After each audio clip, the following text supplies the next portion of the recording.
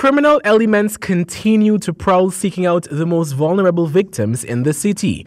The current state of affairs has attracted the attention of the police, who partner with ranks of the city constabulary to bring in these elements. Between last November and January, more than 24 thieves, mostly males, were arrested and most times caught by public-spirited citizens. Despite these efforts, these elements are back in the streets soon after. According to Commander of A Division Marlon Chapman, the continuous failure of victims to provide evidence against perpetrators of crimes have hindered the prosecution of several individuals. Based on your intelligence, have you been able to, put a dent into basically their operations and results?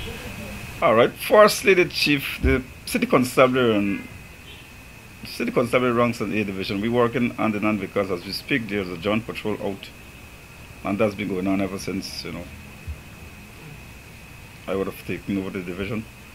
To the gang, yes, we did some work. Time and again, we would have arrested, charged somebody. The problem we have is whenever we arrest the victims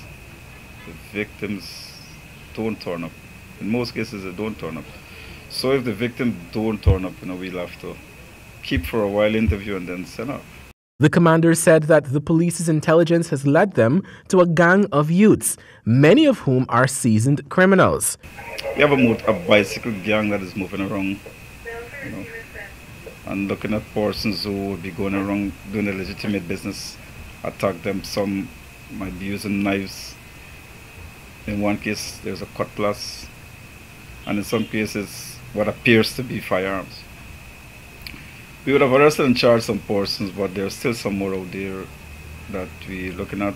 Some are known, some, I would say, quote-unquote newcomers. The commander was asked by Nightly News why victims are reluctant to cooperate with the police to prosecute criminal elements. He had this to say. Apart from them living in another jurisdiction, do you think that sometimes there's some sort of fear or the intimidation of the judicial process?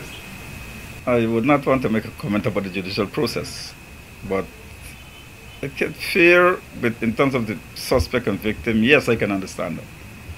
And without a doubt, that might be one of the factors. But the other aspect of it,